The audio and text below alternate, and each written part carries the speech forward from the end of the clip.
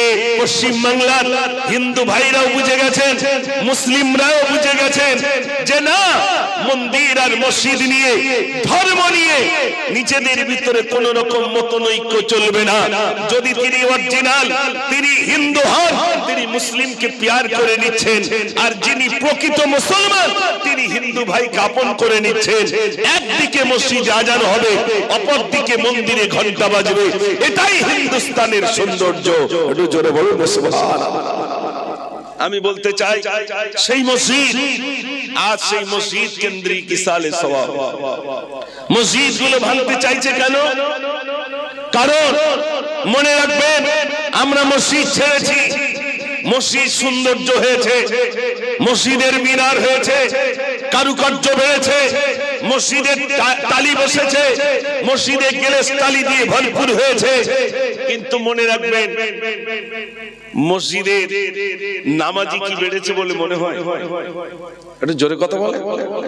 Tiles বেড়েছে, সুন্দর হয়েছে, নিচেই মার্বেল বসেছে, মিনার তৈরি হয়েছে, মাইকে অনেক দূর পর্যন্ত আজানের পৌঁছে গেছে, কিন্তু মসজিদের মুসল্লি বাড়েনি। সেই যে কটা চাচা, সেই কটা। আর যদি ঝড়ঝাপটা হয়, মনে হয় মসজিদে কেউ যাবে কিনা, আল্লাহ যায়। কিসের আওয়াজ হচ্ছে গো?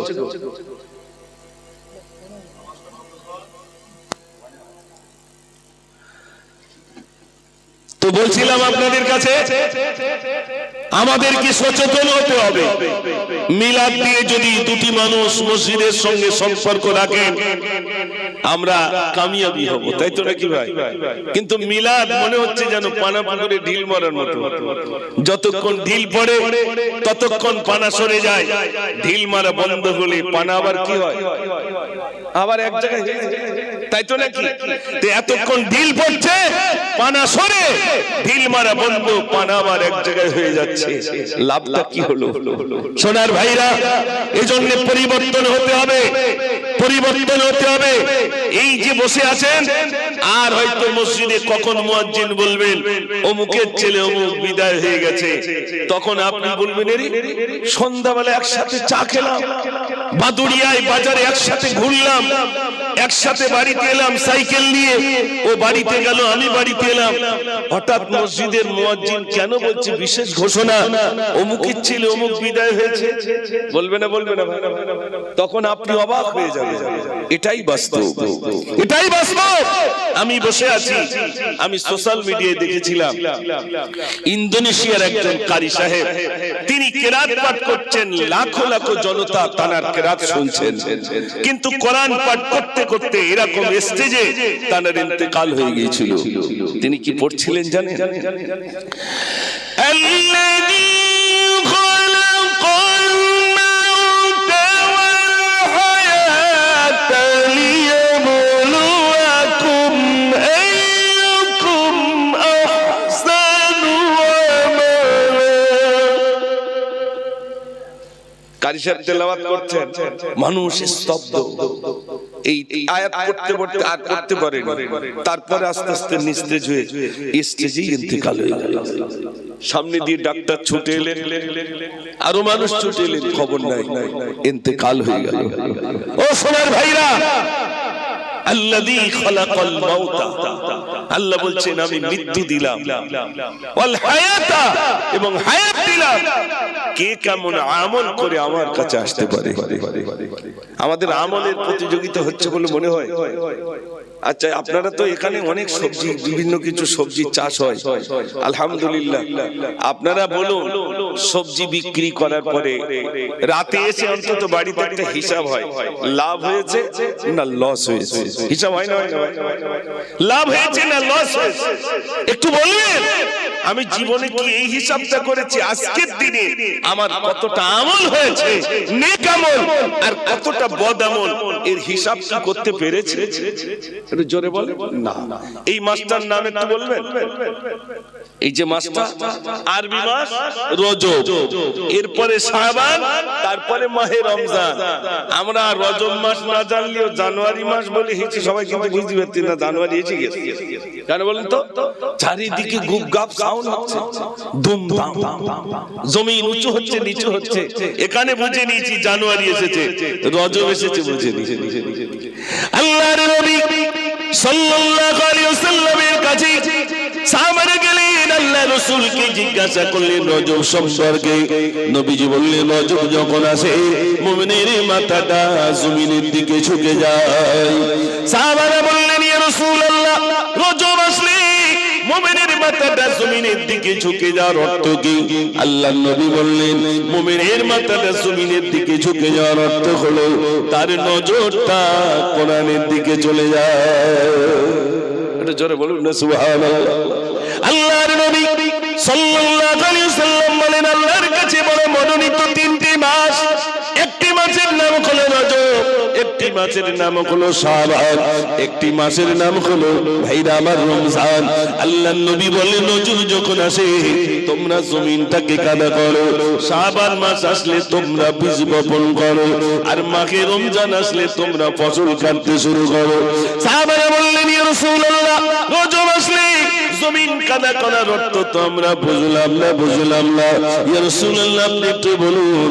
আল্লাহর নবী বলেন রজব যখন আসবে জমিন কাদা করার অর্থ হলো তোমরা তোমাদের গুনাহের জন্য কাঁদো, চোখের পানি থেকে তোমাদের বুকটাকে ভিজিয়ে ভালো মানে হলো তোমরা জমিনটাকে কাদা করো। শাবান মাস আসবে বীজ বপন করো, ইবাদতে মাশগুল হয়ে যাও, আর মাহে রমজান আসবে ফসল কাটতে শুরু করো, বলি হলো রহমত মাগফিরাত আর নাজাত নিয়ে তুমি জান্নাতি হয়ে যাও। একটু জোরে বলবেন না সুবহানাল্লাহ। সুবহানাল্লাহ অন্তত একটু বলবেন মাঝে মাঝে, সুবহানাল্লাহটা একটু জোরে জোরে বলবেন। যেই সুবহানাল্লাহ বলবেন জান্নাতে আপনার জন্য একটা গাছ রোপণ করা হবে। জোরে বলুন না সুবহানাল্লাহ। সুবহানাল্লাহ বলে লাভ না শোনে। জবরদস্ত আল্লাহর ওলি রাস্তা দিয়ে চলেছে, পাশেই দেখছেন বিরাট বড় একটি কবরস্থান, বিরাট কবরস্থান। আল্লাহর ওলি তিনি কাশ্মীর ভিতরে দেখছেন একজন কোরআন শরীফ তেলাওয়াত করেন কবরের শীর্ষে। তিনি সালাম দিলেন আসসালামু আলাইকুম, উত্তর চলে এলো ওয়া আলাইকুমুস সালাম। তুমি কবরের শীর্ষে কোরআন পড়ো কেন? বলছে আমি ইন্তেকাল করেছি, আল্লাহ আমাকে দুনিয়ায় হাফেজে কোরআন বানিয়েছিলেন, আবার ইন্তেকালের পরে আমার আল্লাহ বললেন তুমি কোরআন পড়ো, আমি কোরআন পড়তে রইলাম। আমি এ পর্যন্ত কোরআন পড়তে পড়তে এক খতম নয়, দুই খতম নয়, বরং আমি ৭০,০০০ খতম পড়েছি। এটা জোরে বলুন না সুবহানাল্লাহ। কবরের শীর্ষে কত খতম ভাই? ৭০,০০০।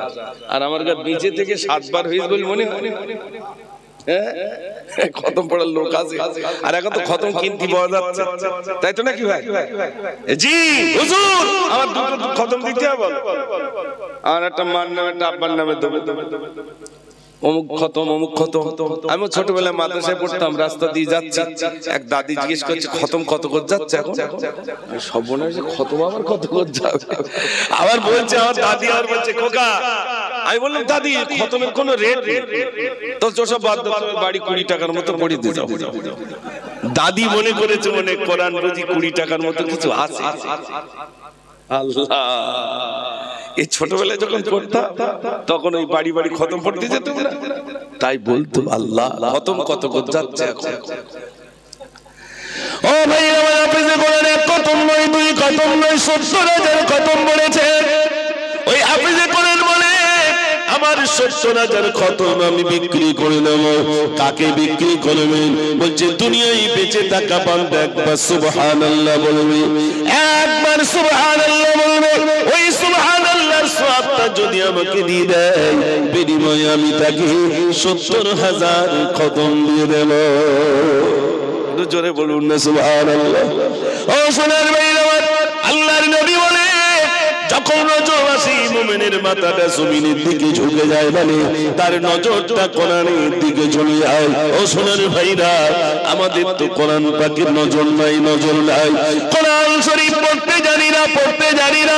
আল্লাহ পাক আমাকে দুটি এইবার খানে কাবাই নিয়ে গেলেন। যখন আমি হাসপাতালে গেলাম 2008 2010 দেখলাম ও সোনার ভাইরা সকল মানুষ কোরআন শরীফ তেলাওয়াত করে, কিন্তু আমি দেখলাম কিছু মানুষ কোরআন তেলাওয়াত তো করতে পারে না।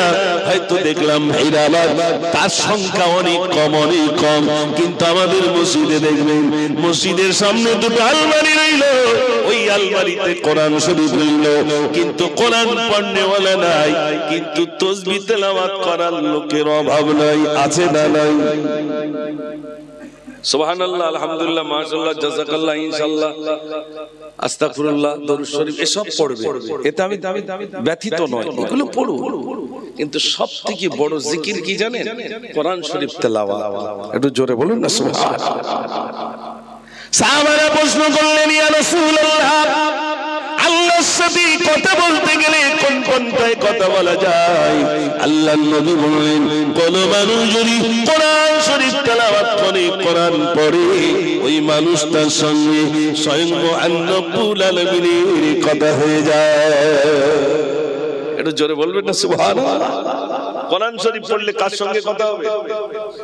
আপনি নামাজ পড়বেন, আলহামদুলিল্লাহি রাব্বিল আলামিন, নামাজে দাঁড়িয়েছেন, আল্লাহর সামনে দাঁড়িয়েছেন, আর ওই যে সূরাগুলো তেলাওয়াত করছেন মানে আল্লাহর সঙ্গে আপনি কথা বলছেন। একটু জোরে বলুন না সুবহানাল্লাহ। এখান থেকে মমতা ব্যানার্জির সঙ্গে দেখা করতে গেলে কতজনা কাছে সই স্বাক্ষর নিতে হবে, তাও অনুমতি দেবে কি আল্লাহই জানে। আর আল্লাহর সঙ্গে আপনি দেখা করবেন কিভাবে? সাহাবারা প্রশ্ন করলেন, আল্লাহর নবী সাল্লাল্লাহু আলাইহি ওয়াসাল্লামের কাছে সাহাবারা প্রশ্ন করলেন, ইয়া রাসূলুল্লাহ, বান্দা কখন আল্লাহর নিকটবর্তী চলে যায়? আল্লাহর নবী বললেন, কোন মানুষ যখন সিজদায় চলে যায়, নামাজের ভিতরে যখন সিজদায় যায়, আর সুবহানা রাব্বিয়াল আলা, সুবহানা রাব্বিয়াল আলা, সুবহানা রাব্বিয়াল আলা, সামনে কোনো দেয়াল থাকে না, কোনো পর্দা থাকে না, কোনো হিজাব থাকে না, সরাসরি ওই বান্দাটা আল্লাহর নিকটবর্তী চলে যায়। আল্লাহর কাছে যাওয়ার মাধ্যম হলো নামাজ। তো কোরআনও জানি না আর নামাজ তো পড়ি কম্পিউটারের মতো। ঠিক বলছি না ভুল বলছি? কম্পিউটার বসে কুইক 10 রাকাত 12 রাকাত শুধু বল হুজুর ক রাকাত পড়তে হয় তাই আল্লাহ। কোরআন শরীফও জানি।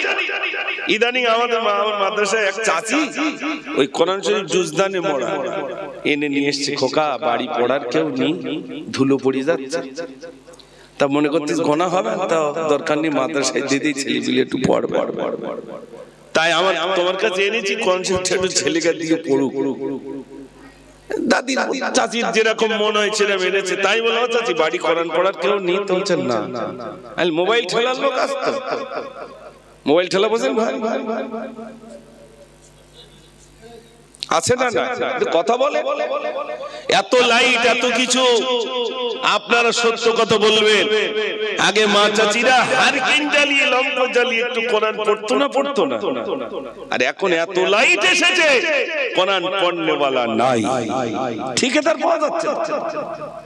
আমাদের গ্রামে এক লোক মারা গেছে রাত 10টার দিকে, তা রাত 10টায় তার মাটি দেওয়া যাবে না, তাই আমার কাছে গিয়েছে, গিয়ে বলছে হুজুর আব্বাটা তো মারা গেল, তা সারা রাত তো আব্বার পাশে যা কিছু করতে হবে, পড়তে হবে, তা ভাবছিলাম আপনি যদি একটু আমার আব্বার মাথার ধারে একটু সারা রাত কোরআন পড়তেন তা একটু ভালো হতো। বলে হ্যাঁ ভালো, তো তুমি ঠিকাদার পেয়ে গেছো, আমি তোমার আব্বার মাথার ধারে সারা রাত কোরআন পড়বা, তুমি ঘুমোবা, সিস্টেম ভালো।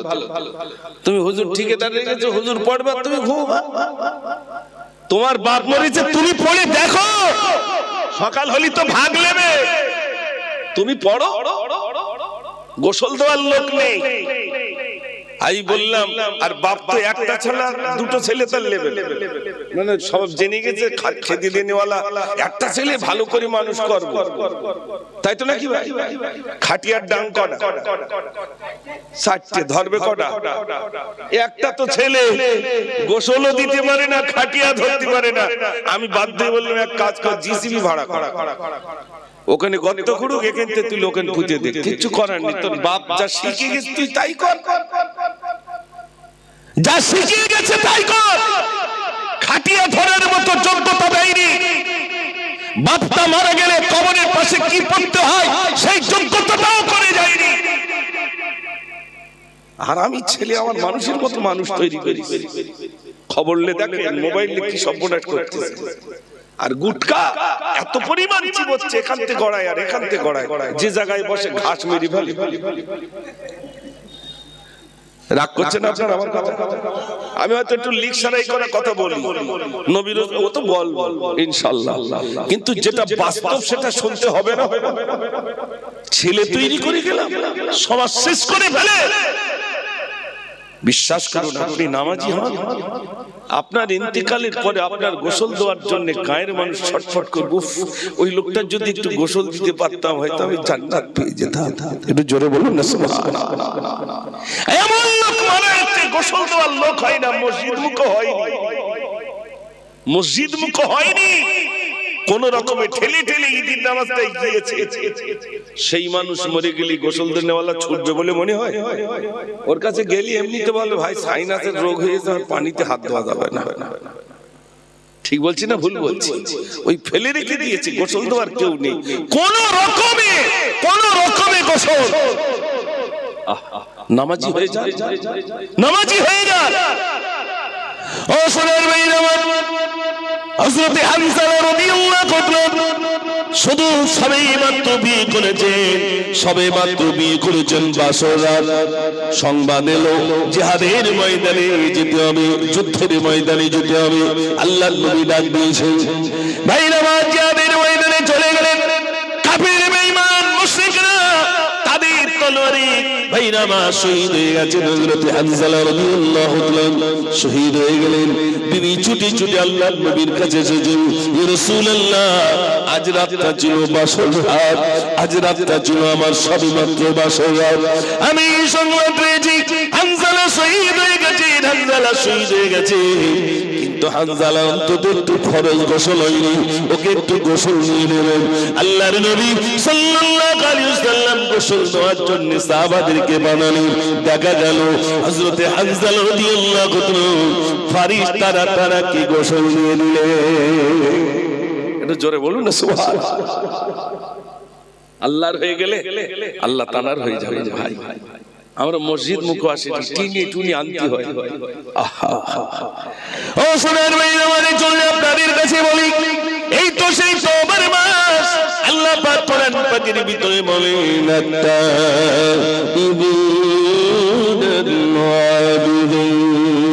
তওবাকারী ইবাদত করনে ওয়ালা, বেশি বেশি করে তওবা করুন, আল্লাহর কাছে রোনাজারি করুন, নিজের গুনাহের জন্য আল্লাহর কাছে কাঁদুন। আল্লাহ রাব্বুল আলামিন বলেন, বান্দা তুমি অন্যায় করেছো, আমার কাছে খণ্ডন করো।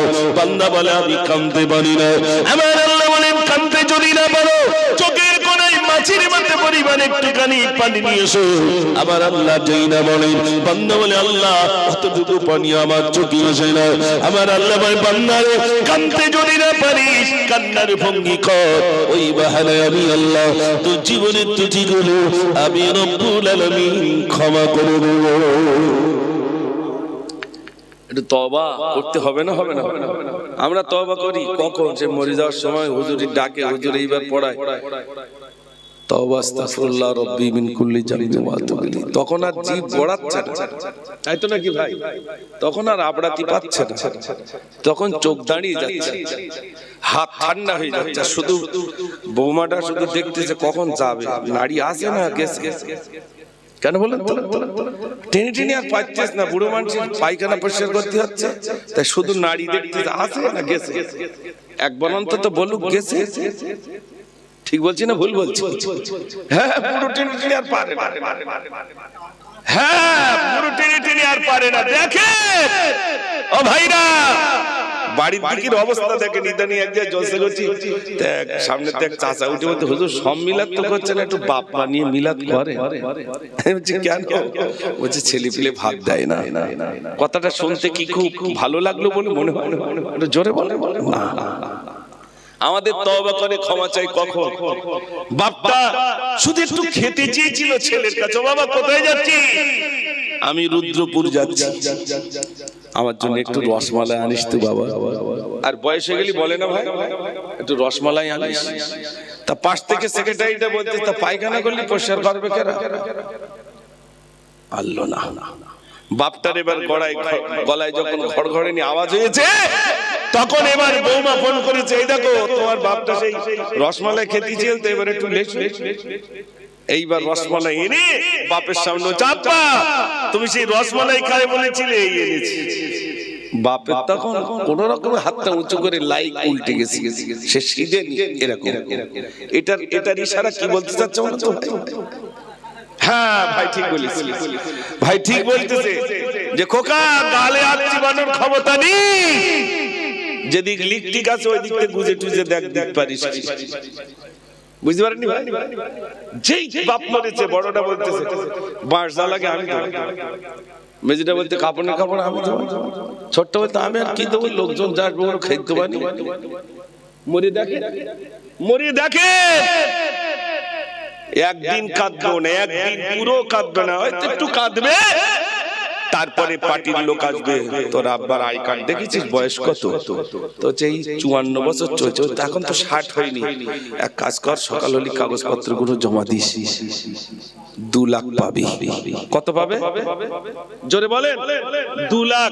বাপের মাটিটা দিয়েছে, সকালবেলা কাগজ মুড়িয়ে যাচ্ছে, ইমাম সাহেব জিজ্ঞেস করতে কোন দিক যাচ্ছ, তো বলতে সেই কাগজ নিয়ে যাচ্ছি, তার মানে মাল নেবে। এবার যা চূড়ান্ত বাপের চুর হচ্ছে বাঁশ বাগানে, নাকি ভাই? আপনাদের কেরাম মনে হয়? ওখানে বসিয়ে রেখে দিস বলে মনে হয়? অত সহজ না। এই 60 বছর কি করেছে এইবার বলো, এই 70 বছর সময় দিলাম, বলো কি করেছে? ভাই আমার ইমাম গাজ্জালী রাহমাতুল্লাহ আলাইহির কাছে যুবক গেলেন, হুজুর আমি একটি স্বপ্ন দেখলাম। কি স্বপ্ন দেখেছ? হুজুর আমি একটা স্বপ্ন দেখলাম, গভীর রজনীতে একটা বাঘ আমাকে তাড়া করে, বাঘের তাড়ায় ছুটতে ছুটতে বেশ কিছু চলে গেলাম, সামনে গিয়ে দেখলাম একটা দড়ি ঝুলছে, আমি ছুটে গিয়ে রশিটা ধরে নিলাম, বাঘের তাড়ায় রশিটা ধরলাম, কি করবো?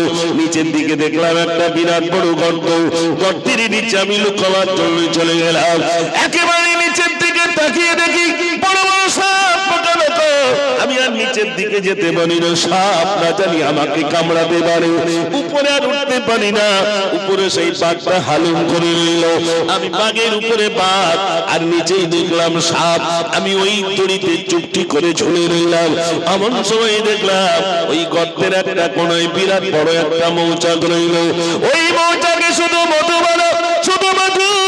আমার মনে মনে কয়েকটু মধু সংগ্রহ করি, মধু সংগ্রহ করি, কিন্তু না না না না, আমি হঠাৎ করে দেখলাম যে দড়িটা আমি ঝুলছি ওই দড়িটা কাটার জন্য দুটোই ইঁদুর এলো, একটা সাদা ইঁদুর আর একটা কালো ইঁদুর। সাদা ইঁদুর কুরকুর করে দড়ি কাটে, আবার কালো ইঁদুরটা কুরকুর করে দড়ি কাটে। সাদা ইঁদুরের কাটে শেষ হয়ে যায়, আবার কালো ইঁদুর দড়ি কাটে, কালো ইঁদুরের কাটা শেষ হয়ে যায়, আবার সাদা ইঁদুর কাটে। পালা করে দড়ি কাটতে কাটতে হঠাৎ দেখলাম আমার যেই না দড়িটা কেটে গেল, আমি নিচের দিকে পড়ে যাবো। হুজুর আমার ঘুমটা ভেঙে গেল। হুজুর বলুন বলুন কি স্বপ্ন আমি দেখলাম? হুজুর বললেন বাবা, যে বাঘটা তোমাকে দয়া করে আনছিল ওটা বাঘ নয়, বাঘ নয়, ওটা হলো হযরতে আজরাইল আলাইহিস সালাতু ওয়াস সালাম, তোমার জান কবজ করার জন্য যাচ্ছিল বাবা। তুমি সামনে গিয়ে একটা দড়ি ধরেছিলে, ওই দড়িটা অন্য কিছু নয়, ওটাই হলো তোমার হায়াত নামক দড়ি, তোমার জীবন নামক দড়ি। ওই দড়িতে তুমি ঝুলে রয়েছো। নিচের দিকে তাকিয়েছিলে আর বড় বড় সাপ দেখেছিলে, ওটা অন্য কিছু নয়, ওটা হলো তোমার কবর। বড় বড় সাপ পোকামাকড় কবরে রইল। তুমি বাম দিকে তাকিয়েছিলে বাবা, বিরাট বড় একটি মৌচাক, তাতে শুধু মধু ভরা, ওটা অন্য কিছু নয় বাবা, ওটাই হলো তোমার দুনিয়া। দুনিয়াটা হলো মধুর মতো, ক্ষণেকের জন্য মিঠাই, ক্ষণেকের জন্য মিঠাই। যে দড়িতে তুমি ঝুলছিলে ওই দড়িটা কাটার জন্য যে দুটো ইঁদুর এসেছিল, একটা সাদা ইঁদুর আর একটা কালো ইঁদুর। সাদা ইঁদুরটা হলো দিন আর কালো ইঁদুরটা হলো রাত। রাত যায় দিন আসে, দিন যায় রাত আসে, তোমার হায়াত নামক দড়িটা কুরকুর করে কাটে। ও সোনার ভাইরা, আমরা প্রত্যেকে একটা করে দড়িতে ঝুলি। এখন বলো, আমাদের সাদা ইঁদুর আর কালো ইঁদুর আমাদের দড়ি কাটছে না কাটছে না? একটু জোরে বলে বলে বলে বলে বলে কষ্ট হচ্ছে না তো আপনাদের? হ্যাঁ ইনশাআল্লাহ। যুবকরা অনেক মনে করছে গজল বলে দাঁড়া, সবে তো শুরু করেছি, আমি সেই বলবো, মাঝে মাঝে একটা তো বলবো ইনশাআল্লাহ। দেখি দেখি নারে তাকবীর বলে, এরকম তো সবাই মিলে দেন নারে তাকবীর। আইলো একটু প্রেসার দাও, ওরকম করছিস কেন? চারটে করে তোমার 8টা দুদিকে লোক টিকতে পারবে না। মাশাআল্লাহ। আমি একটি গজল ওয়াকফ সম্পদ যারা নেওয়ার জন্য পরিকল্পনা করছে তার একটা প্রতিবাদ গজল লিখেছি। গজলটা কিরকম জানেন? আমি একটু বলি। এই মসজিদের জমিগুলো দখল করবে বলছে মোদী সরকার, তার জন্য একটা প্রতিবাদ কবিতা লিখেছি। আপনারা শুনবেন? আল্লাহকে শুনবেন না? আরে ধরে তো আমার আগে ধরবে। আর কত যে জুলুমবাজি করবি তোরা বল, মুসলমানের চোখে আজি ঝরছে কেন জল। আর কত যে জুলুমবাজি করবি তোরা বল, মুসলমানের চোখে আজি ঝরছে কেন জল। ওরে এই দেশে কি মুসলমানের রক্ত দেওয়া নেই, দেশের উপর আসলে আঘাত মুক্তি পেতে দিই। আর কতদিন দেখবো এসব আইনার চলাচল, বাদ্য কণ্ঠে আওয়াজ তুলে আগে তোরা চল। রুখতে চাই রুখতে চাই রুখতে চাই, কালা কানুন আইন মোরা রুখতে চাই। রুখতে চাই রুখতে চাই রুখতে চাই, কালা কানুন আইন মোরা রুখতে চাই। দেখি আমার সঙ্গে যদি এক হন তাহলে আওয়াজ জোরে দিতে হবে, নারী তাকবীর। মোটামুটি হয়েছে। তবে এরম আওয়াজে শহীদ মিনারে লেদান যাবে না, তাই তো নাকি? একটু গর্জে উঠতে হবে, তারপর তো দেখি একবার সবাই মিলে দেন না নারে তাকবীর। এই তো আস্তে আস্তে হচ্ছে। তারপর কি লিখেছি শোনেন? আজ বাংলা নয় গুজরাট নয় অস্থির গোটা দেশ, পার্লামেন্টে বসে তোমরা নাটক করছো বেশ। মাদ্রাসার মসজিদ গুলো করতে চাইছো শেষ, ওয়াকফ সম্পদ লুটবার এক ফন্দি করছো বেশ। ইংরেজদের বর্বরতা হার মানিয়েছে আজ, মুসলিম তুমি ঘুমিয়ে কেন গর্জে ওঠো আজ। ওই চাওলা হয়ে দেশ চালালে এমনটি তো হয়, সাম্প্রদায়িক দাঙ্গাবাদী রাজ করতে চাই। রুখতে চাই রুখতে চাই রুখতে চাই, কালা কানুন আইন মোরা রুখতে চাই। রুখতে চাই রুখতে চাই রুখতে চাই, কালা কানুন আইন মোরা রুখতে চাই। নারে তাকবীর। মাশাআল্লাহ। অন্তত কিছু না বলতে পারি, আপনার জোরে একটু আল্লাহু আকবার বলবো, অন্তত প্রতিবাদটা করি নাকি ভাই? এই মসজিদে মুয়াজ্জিন আযান দিলেন আর 2 লক্ষ টাকা জরিমানা। আচ্ছা বলুন তো, এই আযানে কি কেউ কারোর কোন ধর্মের মানুষের উপর উস্কানিমূলক কোন বক্তব্য রাখে? আযান কাউকে আঘাত করেছে বলে মনে হয়? শুধু আযানে কি বলে শোনে। মুয়াজ্জিন প্রথম বললেন আল্লাহু আকবার আল্লাহু আকবার, আল্লাহ মহান আল্লাহ বড়। মুয়াজ্জিন তারপর বলছেন আশহাদু আন লা ইলাহা ইল্লাল্লাহ,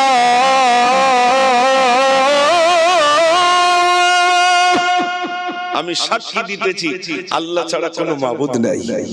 মুয়াজ্জিন আবার বলছেন আশহাদু আন্না মুহাম্মাদার রাসূলুল্লাহ, আমি আরো সাক্ষী দিচ্ছি মুহাম্মদ সাল্লাল্লাহু আলাইহি ওয়াসাল্লাম আল্লাহর রাসূল। জোরে বলুন না সুবহানাল্লাহ। মুয়াজ্জিন প্রত্যেকদিন 5 বার করে নসিহত করে। এবার মুয়াজ্জিন বলছেন, মুয়াজ্জিন সাহেব আছেন এখানে? মসজিদের মুয়াজ্জিন নেই? হ্যাঁ, তিনি আবার বলছেন, মুয়াজ্জিন সাহেব এবার বলছেন হাইয়া আলাস সালাহ,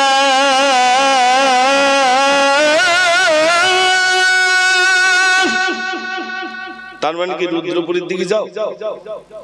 এটা জোরে বলে, এসো নামাজের দিকে, এসো নামাজের দিকে। কেন নামাজের দিকে গিয়ে কি? তারপরেরটাই বলছেন হাইয়া আলাল ফালাহ,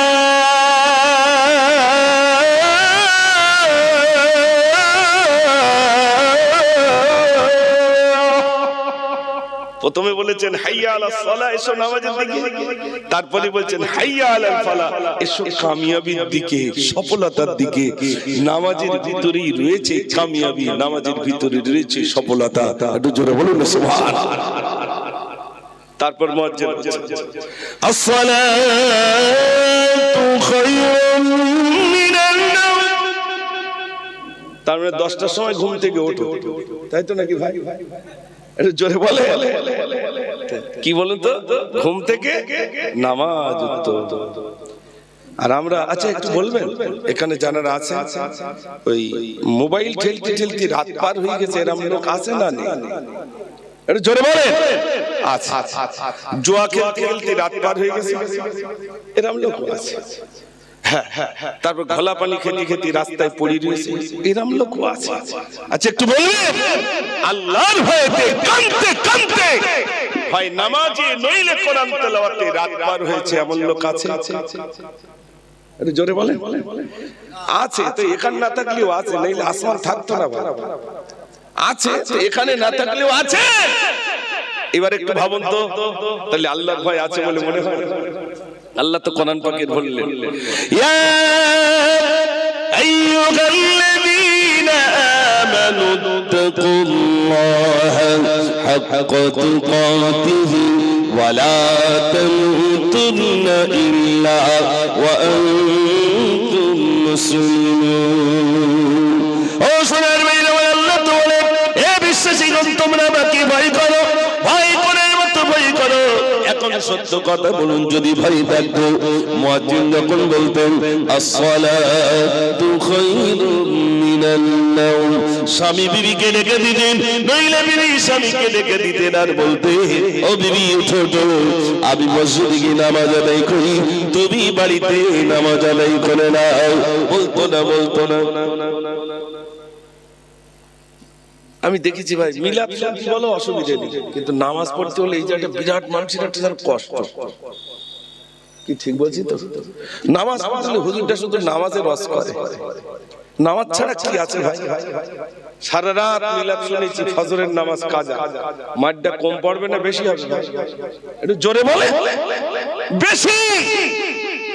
এই জলসা হচ্ছে মানে কি মসজিদে যাতে লোক বাড়ে, তাই তো নাকি?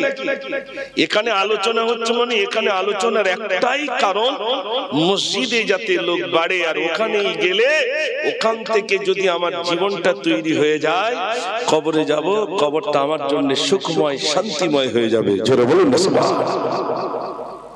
এটা একটা দাদা হুজুর পীর কেবলা রহমাতুল্লাহ আলাইহি এটা তৈরি করেছিলেন এ বাগান। কেন জানেন?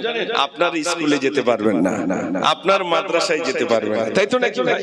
মাদ্রাসায়ও যেতে পারবো না, স্কুলেও যেতে পারবো না, তাহলে শিখবো কোথায়? তাই এটা ক্ষণিকের জন্য স্কুল বলা যায়, কয়েক ঘন্টার জন্য মাদ্রাসা বলা যায়, কয়েক ঘন্টার জন্য একটা ইউনিভার্সিটি বলা যায়। এখান থেকে শিখবো আর ওখানে গিয়ে তা আমলে পরিণত করবো।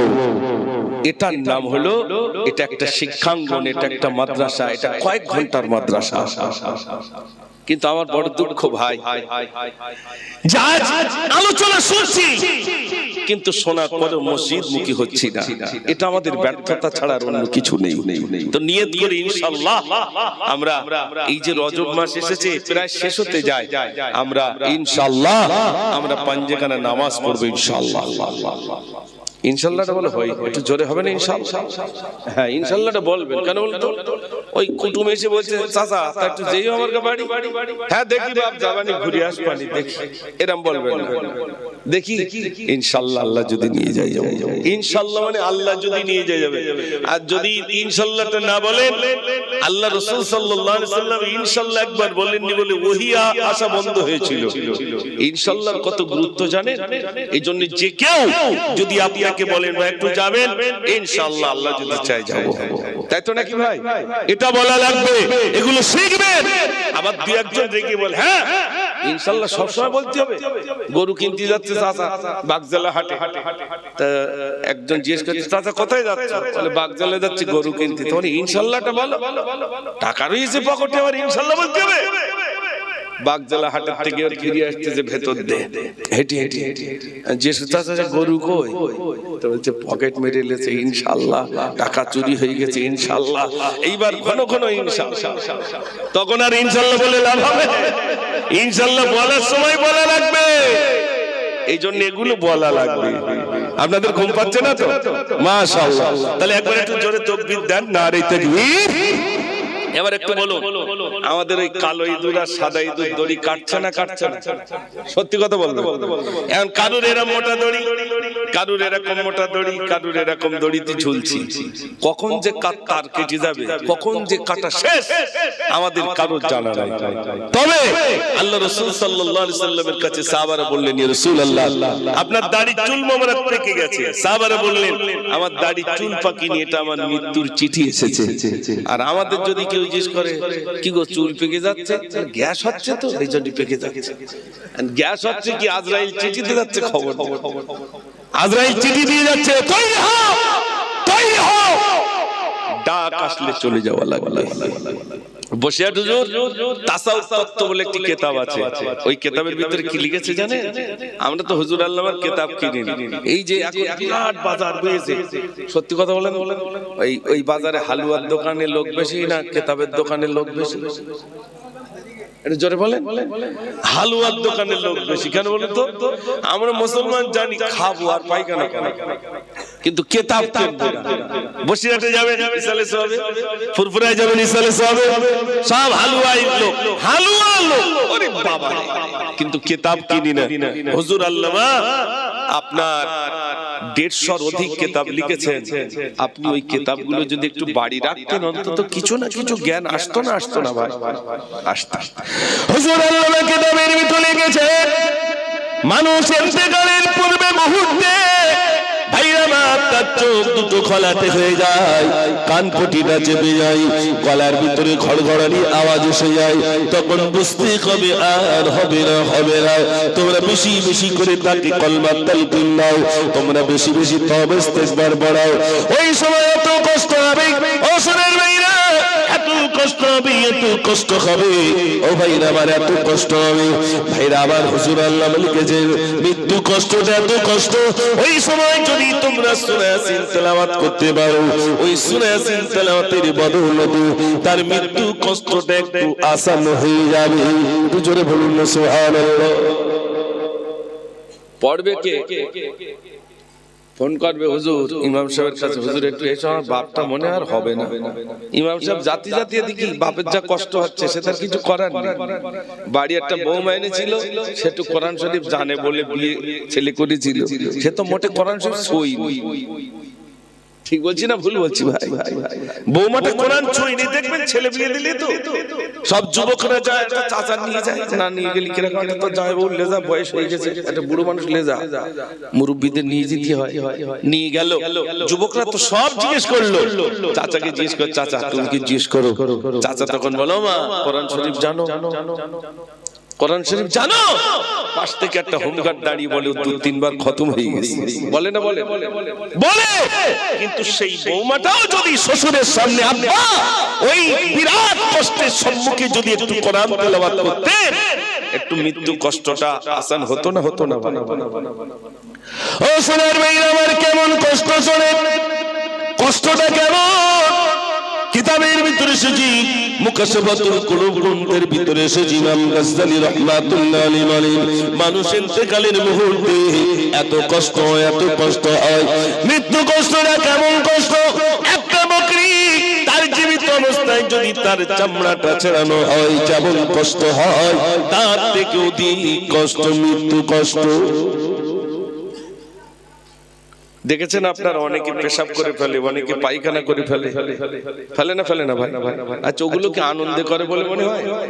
কষ্ট, কত কষ্ট, এত কষ্ট। একটা বকরি ছাগল জীবিত অবস্থায় তার চামড়া ছাড়ালে যেমন কষ্ট, তার থেকে অধিক কষ্ট মৃত্যু কষ্ট। জিভ বেরিয়ে যাবে, চোখ মোটা মোটা হয়ে যাবে, কান থেকে যদি বার হয় কানের ছিদ্রটা বড় হয়ে যাবে, যখন রূহ আপনার কবজ করা হবে, যখন নাক থেকে বার হবে নাকটা বড় হয়ে যাবে। ও ভাইরা, এই জানটাকে সেদিন ছিনিয়ে নেওয়া হবে, এমন ভাবে কেড়ে নেওয়া হবে, জিভ বেরিয়ে যাবে, পায়খানা করে ফেলবে, এত কষ্ট।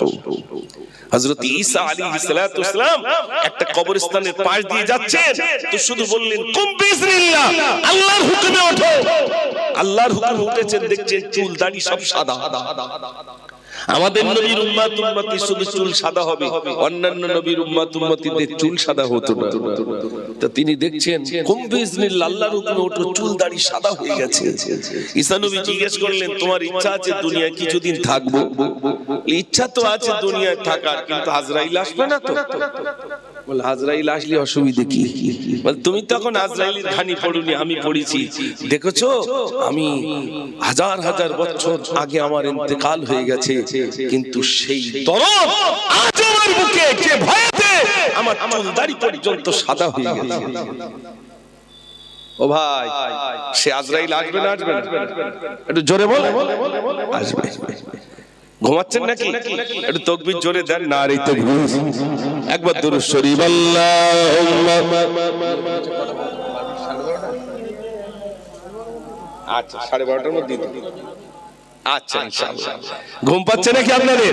আমি তাড়াতাড়ি করে দেব। আসলে আপনাদের এদিকে সব মাঠে কাজ টাজ করে তো, কর্মজীবন ব্যস্ত মানুষ, আপনারা বেশি রাত না। আলহামদুলিল্লাহ অল্প সময়ের ভিতর রীতি হবে। অনেক ভাই এসেছেন, আলহামদুলিল্লাহ খুব ভালো লাগছে। আমি সকলের কাছে অনুরোধ করব, এই যে সময়টা আমরা মূল্যবান সময় এসেছে, একটু অপেক্ষা করুন। আমি দুটি কথা বলি, তারপরে কিছু যুবকদের জন্য ইনশাআল্লাহ অনেক গজল আমি পরিশেষে শোনাবো। আমি বেশ কয়েক বছর এখানে এসেছি, আপনাদের এইখানটা। এর আগেও একবার এসেছি, তারপরে এসেছি আবার, আল্লাহ মনে 3বার কি 4বার হবে আপনাদের এখানে আসতে পেরেছি, আলহামদুলিল্লাহ। ও সোনার ভাই আমার, ইমাম গাজ্জালী রাহমাতুল্লাহ আলাইহি বলেন, মুকাশশাফাতুল কুলুব গ্রন্থের ভিতরে বলেন, মানুষ যখন ইন্তেকাল হয়ে যায়, ভাইরা আবার ইন্তেকালের পরে তার প্রথম বন্ধু দুনিয়া চলে যায়। দুনিয়াকে বলে, দুনিয়া তুই কিসের জন্য চলে যাস? দুনিয়া বলে, বোকা তুই আমার জন্য পাগল ছিলি, আমি তোর জন্য পাগল ছিলাম না, দুনিয়াটা আগে চলে যাবে। ও সোনার ভাইরা, তারপরে আত্মীয় স্বজন আসবে, আত্মীয় স্বজন বেশি দূর যাবে না, কবর পর্যন্ত যাবে, আত্মীয় স্বজন আর যাবে না। ও ভাইরা আমার, তাহলে ইন্তেকাল হয়ে গেলে প্রথম বন্ধু দুনিয়া চলে যায়। দুনিয়াকে বলে, দুনিয়া তুই কিসের জন্য চলে যাস? দুনিয়া বলে, বোকা তুই আমার জন্য পাগল ছিলি, আমি তোর জন্য পাগল ছিলাম না। ও সোনার ভাইরা, দুনিয়াটা কেমন?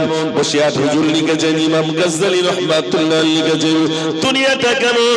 কোন মানুষ যদি দুই হাত দিয়ে পানিতে এমনি করে ধরে, পানিগুলো যেমন আঙুলের পাকা থেকে চলে যায়, দুনিয়াটাকে মানুষ কবজা করার চেষ্টা করবে, ওই দুনিয়াটা ঠিক মানুষ থেকে চলে যাবে। যাবে না? যাবে না? দুনিয়া সর্বত বিদায় হবে।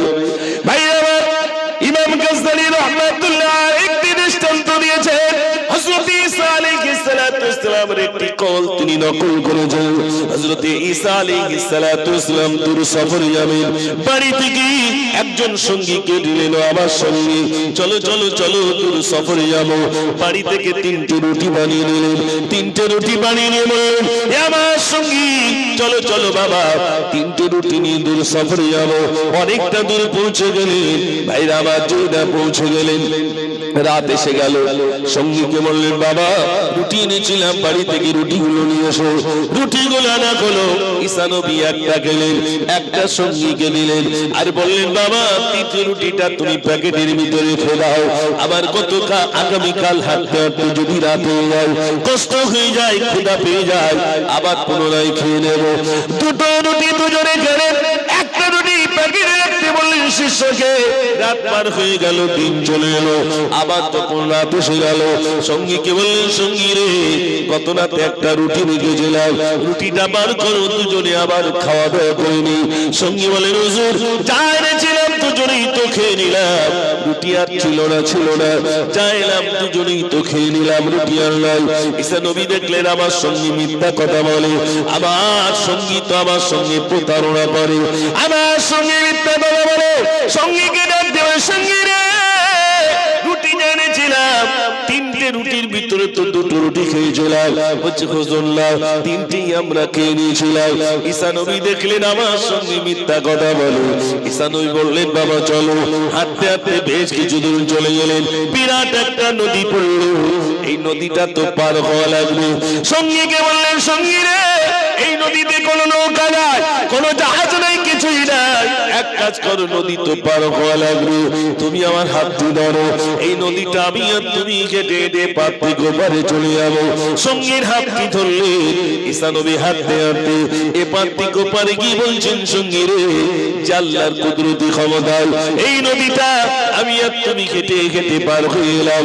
ওই যে আল্লাহ আমাকে আর তোমাকে সুন্দর যে আল্লাহ আমাকে ক্ষমতা দিয়েছে, সেই আল্লাহকে সাক্ষী রেখে বলো, তৃতীয় রুটিটা কোন ব্যক্তি খেয়েছে? সঙ্গী বলছে, হুজুর যতই নদী হাঁটার রুটি আমি খাই নাই। নদীতে আপনি হেঁটে হেঁটে এসেছেন বলে, কিন্তু আপনার আবাকে স্বীকার করাতে পারবেন না রুটি আমি খাই নাই। ঈসা নবী দেখলেন সঙ্গী স্বীকার হয় না, এরপরে বললেন বাবা চলো। বেশ কিছু চলে গেলেন, ঈসা নবী দেখলেন একটা হরিণ হেঁটে যায়। সঙ্গীকে বলেন, সঙ্গী রে, ওই হরিণটাকে ধরো, জবাই করো, গোস্তগুলো ভুনা করে নিয়ে এসো। গোস্তগুলো ভুনা করে আনা হলো। ঈসা নবী আর সঙ্গী দুজনেই খাওয়া দাওয়া করে নিলেন। সঙ্গীকে বললেন, সঙ্গী রে, হাড় কিছু পড়ে আছে, হুজুর হাড় পড়ে আছে, হাড়গুলো নিয়ে এসো বাবা। হাড়গুলো আনলেন, ঈসা নবী ফু দিলেন, সঙ্গে সঙ্গে হরিণ হয়ে গেল। হরিণটা জঙ্গলে চলে যায়। ঈসা নবী বললেন, অনুসারী রে, আল্লাহর কুদরতি ক্ষমতায় হরিণ ধরলাম, জবাই করলাম, গোশতগুলো ভুনা করে খেয়ে নিলাম, অবশিষ্ট হাড়ে ফু দিলাম, পুনরায় হরিণ বেড়ে গেল। আল্লাহর কুদরতি ক্ষমতা এমনটি হলো, সেই আল্লাহকে সাক্ষী রেখে বলো, তৃতীয় রুটিটা কোন ব্যক্তি খেয়েছে? একবার হরিণ তৈরি করছেন, একবার নদী হাঁটাচ্ছেন, বলছি তো আমি রুটি খাইনি। খাওনি বাবা? না হুজুর। ঈসা নবী বলছেন, চলো বাবা। বেশ কিছু দূর গেলে ঈসা নবী বললেন, বাবা কিছু মাটি নিয়ে এসো, মাটি নিয়ে এসো। মাটি আনা হলো, মাটিটাকে তিনটে ভাগে ভাগ করা হলো। ঈসা নবী বললেন, বাবা 3 দোলা মাটি এলো। ঈসা নবী ফু দিলেন, মাটি আর মাটিটাই সোনা হয়ে গেল। ঈসা নবী বলে, সঙ্গী রে, মাটি আর মাটিটাই সোনা হয়ে গেছে, 3টে সোনার দোলা হয়ে গেল। তুমি একটা রুটি খেয়েছো, আমি একটা সোনার, তুমি একটা সোনার দোলা নাও। আমি একটা রুটি খেলাম, আমি একটা সোনার দোলা নেব। আর তৃতীয় রুটিটা যে খেয়েছে, তৃতীয় সোনার দোলাটা কিন্তু তাকে দেব। দেখো এখন কি করা যায়। সঙ্গী বলছে, হুজুর বন্টনটা আমি করব। তো হচ্ছে করো। সঙ্গী বলছে, হুজুর প্রথম রুটিটা আপনি খেয়েছেন, আপনি একটা সোনার দোলা নেবেন। হুজুর দ্বিতীয় রুটিটা আমি খেলাম, দ্বিতীয় সোনার দোলাটা আমি নেব। হুজুর আমার বড় ক্ষুধা পেয়েছিল বলে তৃতীয় রুটিটা আমি চুরি করে খেয়েছিলাম, অতএব তৃতীয় সোনার দোলাটা কিন্তু আমি পাবো। হুজুর বললেন, কি রে এত কুঞ্চি গানস দি গেল? হুজুর সোনা তো আর সহ্য করা যায় না।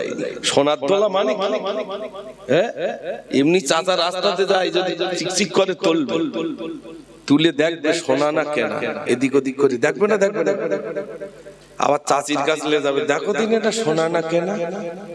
চাচি যদি বলে কোথা থেকে নিয়েছো কেনা, তখন ফেলবে, তার আগে ফেলবে বলে মনে হয়। প্রায় বেঁধে যেত সোনা, সর্বনাশ।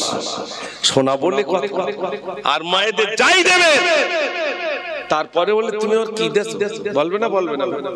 আর অনেক চাচা তো, চাচা মরে গেছে, চাচির কাছে গেছে হুজুররা, ও চাচি মোহরানা মিটেছে? মোহরানা বোঝেন তো, দেন মোহর মিটেছে?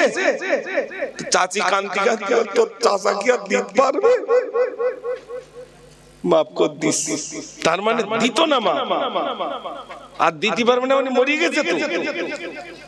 আর এরা লিস্ট না দিয়ে চাষ করা অভ্যেস যারা আছে, কিন্তু সমস্যা আসবে। লিস্ট দিতে হবে না, হবে না। আপনি এত জমি চাষ করবেন বিনা লিস্ট, তার তো লিস্ট দিতে হবে। তাহলে আপনি বিবাহ করেছেন, তার মোহরানা তো দিতে হবে।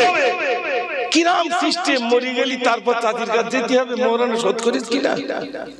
কি সর্বনাশ।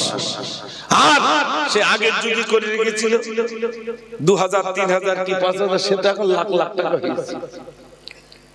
আমি এখনো বলছি, যে সমস্ত বাপজিরা রয়েছে, যদি মোহরানার টাকা শোধ না হয়, এখনো শোধ করে দেবেন। অনেক মায়েরা বলবে, ঠিক কথা বলতে যান, ঠিক কথাই বলেছে, আমার তো অনেক মোহরানা বাকি রয়েছে। ও সোনার ভাইরা, এটা মিটিয়ে দেবেন। সোনার কথা বলছিল, মনে আছে? মনে আছে। তিনটে সোনার তলা। দেখি কে কে সোনা ভাগ করার আগে একটু আওয়াজ দেন দেখি, নারে তাকবীর। আল্লাহ, এরকম আওয়াজ হচ্ছে কেন? আর একবার গজল বলবো ইনশাআল্লাহ। আজান সুর সুর তব নাম গাও, মদিনার মিনারে সেই নাম হয়। আমি তো বারে বারে ডাকি তোমায়, নামাজ গড়ে সেজদা গিয়ে বলি শুধু আমি আল্লাহ।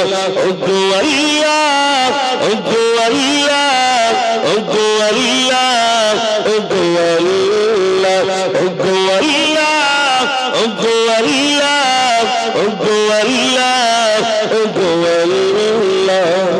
সোনার গোলাপ কার সারাই হয়েছি শিবল আজ এতই দামি, খুশবু ছড়ায় ফুল বাগিচায়, তাই তো মানবীর খাতি তুমি। এসব কিছুই সবই তোমার, তুমি যে রহমান, তুমি দয়াবান, তুমি তো মোদের আল্লাহ। ওগো আল্লাহ, ওগো আল্লাহ, ওগো আল্লাহ, ওগো আল্লাহ, ওগো আল্লাহ, ওগো আল্লাহ, ওগো আল্লাহ, ওগো আল্লাহ। নারে তাকবীর। আচ্ছা ভাই, এই জন্মেছিলাম যখন, তখন কার নাম নিয়ে জন্মেছি মনে আছে? আল্লাহ রসুল বলছেন শিশু বাচ্চা যখন জন্ম নেয় তখন কাঁদে, কিন্তু কান্নার ভিতরেই বলে আল্লাহ আল্লাহ আল্লাহ আল্লাহ।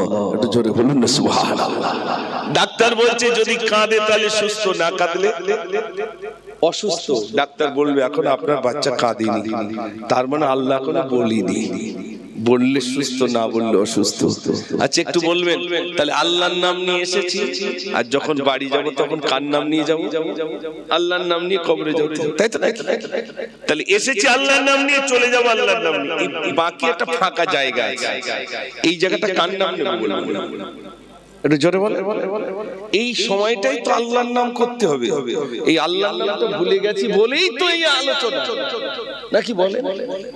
এসেছি আল্লাহর নাম নিয়ে, চলে যাব আল্লাহর নাম নিয়ে। আল্লাহকে ভুলে গেছি, তাই যাতে করে এজন্য তো আল্লাহ রাব্বুল আলামিন যুগে যুগে নবী প্রেরণ করেছেন। সকল নবী বলেছেন ইয়া আইয়ুহান নাস, হে মানুষ সকলেরা, কুলু লা ইলাহা ইল্লাল্লাহ তুফলিহুন, তোমরা বলো আল্লাহ ছাড়া কোনো মাবুদ নাই, কোনো ইলাহ নাই, কোনো দয়ালু নাই। আল্লাহর নামটা একটু সবাই মিলে জোরে নেন না, নারে তাকবীর। মাশাআল্লাহ, কত মহান, কত মহান। আমরা এই আল্লাহ পাক জানেন আমার বান্দা আমাকে ভুলে যাবে, দুনিয়ায় কি আমাকে ভুলে যাবে? একটু বলবেন মানুষ বেশি বিপদে পড়লে আল্লাহকে ডাকে না সুস্থ হালতে বেশি ডাকে? ভাই বিপদে পড়লে ডাকে, আর বিপদটা দেন কে? আল্লাহ। আমার বান্দা যাতে আমাকে একটু ডাকে, যেই ডাকে আল্লাহ সঙ্গে সঙ্গে আওয়াজ দেন লাব্বাইক ইয়া আব্দি। ফারিস্তারা বলে আল্লাহ 80 বছর ধরে মূর্তির সামনে সনম সনম সনম করলো, আর একবার সামাদ বললো তুমি সাড়া দিলে। আল্লাহ বলছে আমার বান্দার দিকে আমি তাকিয়েছিলাম 80 বছর, কখন আমার বান্দা ডাকবে। যেই ডেকেছে আমি আল্লাহ আমার বান্দার ডাকে সাড়া দিয়ে দিলাম। জোরে বলুন না সুবহানাল্লাহ। ও সোনার ভাইরা, আমি আপনাদের কাছে বলছিলাম হযরত ঈসা আলাইহিস সালামের কথাটা আপনাদের কাছে বলছিলাম। সঙ্গীকে বললেন সঙ্গী রে, 3টে সোনার দোলা রইল, তুমি একটা রুটি খেয়েছো, তুমি একটা সোনার দোলা নাও। আমি একটা রুটি খেয়েছি, আমি একটা সোনার দোলা নেব। আর তৃতীয় রুটিটা যে খেয়েছে, তৃতীয় সোনার দোলাটা কিন্তু তাকে দেব। সঙ্গী বললেন হুজুর বন্টনটাকে আমি করবো। হুজুর বললেন করো। সঙ্গী প্রথম রুটিটা আমি খেলাম, আমি একটা সোনার দোলা নেব। দ্বিতীয় রুটিটা আপনি খেয়েছে, দ্বিতীয় সোনার দোলাটা আপনি নেবেন। হুজুর আমার বড় ক্ষুধা পেয়েছিল বলে চুরি করে তৃতীয় রুটিটা আমি খেলাম, অতএব তৃতীয় সোনার দোলাটা কিন্তু আমি পাবো। এই এতক্ষণ শিকার হচ্ছে কেন? তো হুজুর সে সোনা তো আর সহ্য করতে পারি না, তাই শিকার হয়ে গেল। ঈসা নবী বললেন তাহলে এক কাজ কর, ওই দুটো সোনা নিয়ে তুই যখন দুটো সোনার মালিক হয়ে গেলি, আর এটা আমি নিয়ে কি করবো, এটাও তোকে দিয়ে দিলাম, তাহলে কটা সোনার মালিক হলো ভাই? তিনটে। যা তিনটে নিয়ে চলে যা। ও সোনার ভাইরা, সে দেখলো তিনটে সোনার মালিক হয়ে গেল। আর হুজুরের দরকার নাই, তিনটে সোনার মালিক হয়ে রাস্তা দিয়ে যায়, গভীর রজনীতে বাড়ির দিকে যায়। ওই রাস্তায় দুটো ডাকাতের দল আসে। এই তোর প্যাকেটে কি? বলছে কিছুই নাই। সত্য কথা বল। বললাম তো কিছুই নাই, একদম তোকে মেরে নেব। আগে বল তোর প্যাকেটে কি? বলছে ভাই আমার প্যাকেটে তিনটে সোনার দোলা, তোমরা দুজন আর আমি একজন, সমান ভাগে ভাগ করে নেব। মেরো না ভাই, আমার একজনেই বন্টন করবো। একজন বলছি দুদিন হয়ে গেল চুরি করতে বেরিয়েছিলাম, সোনা নিয়ে কি করবো যদি মারা যায়? এক কাজ করো, আমাদের মধ্য থেকে একজন বাজারে চলে যায়, সে কিছু খাদ্য কিনে আনো, আর দুজন মিলে সোনা চৌকি দিয়ে খাওয়া দাওয়া করে নিয়ে তারপরে তিনটে সোনা তিনজনে নিয়ে চলে যাবো। একজন বাজারে চলে গেছে, হোটেল থেকে বলছে ভাই দুটো পার্সেল করে দেন, আর আমাকে একটু খাওয়াবো। জনমের মতো খেয়ে নিল, আর বলছে ভাই বিষ আছে কি? বিষ? বলছে হ্যাঁ আছে। বিষ নিল, বিষ নিয়ে দুই প্যাকেটে দিয়ে দিল, আর মনে মনে ভাবে বন্ধুরে তিনটে সোনা তিনজন, না আমি তোদের জন্য বিষ মাখা খাদ্য নিয়ে যাই, আমি তো হোটেল থেকে খেয়ে যাই, তোদের জন্য বিষ মাখা খাদ্য নিয়ে যাই, তোরা দুজন খাবি, তোরা দুজন তোমার যাবি, তিনটে সোনার মালিক আমি একা হবো। ও কি করলো? খাদ্য দুই হাতে ঝুলিয়ে আনে। এরা দুজন তিনটে সোনা চৌকি দেয়। এরা বলছে বন্ধু যেই নাও আসবে সামনের পেটে মারবো ছুরি, ও তো মারা যাবে। তিনটে সোনার মালিক আমরা দুজন হয়ে যাবো। এখন সোনা পাওয়ার জন্য ও বিস্মাকা খাদ্য নিয়ে আসে, আরে ছুরি ধার দিচ্ছে। ভাই আমার যেই নেবের সামনে এসে গেল, সঙ্গে সঙ্গে বের ইচ্ছা অনুযায়ী পেটে মারলো ছুরি, সঙ্গে সঙ্গে ওরা দুজন ও পড়ে গেল, যে বিস্মাকা খাদ্য ছিল পড়ে গেল। এরা দুজন বলে বন্ধু রে তিনটে সোনার মালিক আমরা দুজন হয়ে গেলাম। এখন এক কাজ করো, খোদার তাড়নায় তোকে পাঠিয়েছিলাম, ও মারা গেছে বলো, কিন্তু তুই খাতে দেখো দুটো প্যাকেট রইল, তুমি একটা নাও আমি একটা নিই। এরা দুজন দুটো প্যাকেটে বিস্মাকা খাদ্য খেলো, এরা দুজন মারা গেল। তিনটে লাশ পড়ে রইল, তিনটে সোনার দোলা পড়ে রইল। ঈসা নবী রাস্তা দিয়ে চলে, অনুসারী বলে হুজুর ব্যাপারটা একটু বলো, তিনটে সোনার দোলা তিনটে লাশ, ব্যাপারটা একটু বলো। হুজুর বললেন বাবা ওই তিনটে সোনার দোলা অন্য কিছু নয় বাবা, ওই তিনটে সোনার দোলা হলো দুনিয়া। মাঠে যা জমি আছে সব কি ভাই? সোনার দোলা, পড়ে থাকবে, চলে যেতে হবে। ঠিক বলছি না ভুল বলছি? বেইকে বলছে বেই এক বন্ধে 10 বিঘে কিনেছি। বেই বলে 2 বিঘে হলে ভালো হতো, জানে তো বেই বললি মানে আমার জামাইয়ের হবে, তাই তো নাকি ভাই? বেই তেমনি হাসবে, খুব ভালো জমি নিয়েছি। মরে দেখেন ভাই সব বন্টন হবে। ছেলে বড় ছেলে বলবে আমার অনেক দিন বঞ্চিত করে রেখেছিল, এলআইসির কাগজ বের কর। তখন এলআইসির কাগজ বের করতে বল। এলআইসি বোঝেন তো ভাই? এখানে হয়তো কেউ বোঝে না, কিন্তু আমাদের দিকে খুব লোক ভালো বোঝে এলআইসি কি জিনিস। ওরে সর্বনাশ, টাকা আবার ব্যাংকে ফিক্স করে দিচ্ছে 5,000 এ 10 কি করে হবে? এই লাভগুলো বুঝেছি ভালো, কি করে 5 কে 10 করা যায়, এই লাভটা আমরা অনেক বুঝেছি না বুঝিনি? বুঝেছি।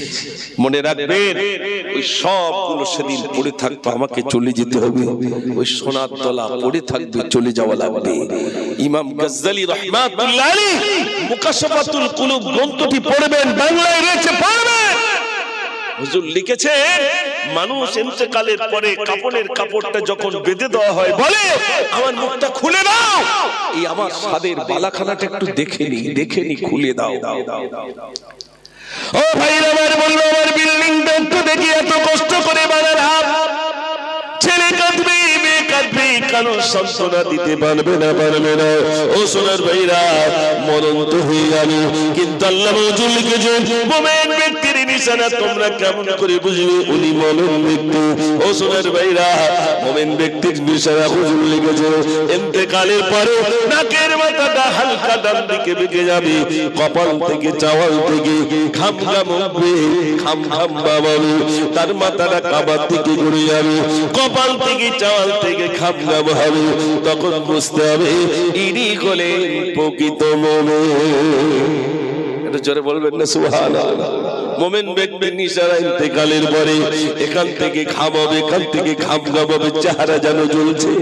ও সোনার ভাইরা, ভাইরা মার্কে নবীর ভিতরে এসেছে ওই রকম মুমিন ব্যক্তির যদি সালাত নামাজ কোন মানুষ পড়তে পারে, তাকে যখন কবরস্থ করা হবে ফেরেশতারা বলবেন আল্লাহর বান্দা, ও আল্লাহর সালেহ বান্দা, ও আল্লাহর নেক বান্দা, ও আল্লাহর জান্নাতি বান্দা, তোমার জানাজা নামাজ যারা পড়তে এসেছিলেন আল্লাহ রাব্বুল আলামিন তাদের জীবনের ত্রুটিগুলো আল্লাহ রাব্বুল আলামিন ক্ষমা করে দিয়েছে। একটু জোরে হবে না সুবহানাল্লাহ। জানাজা পড়লে কি হয়? গুনাহ ক্ষমা হয়। আর আমরা জানাজা পড়াতে পাঠাই সব মহিলাদের।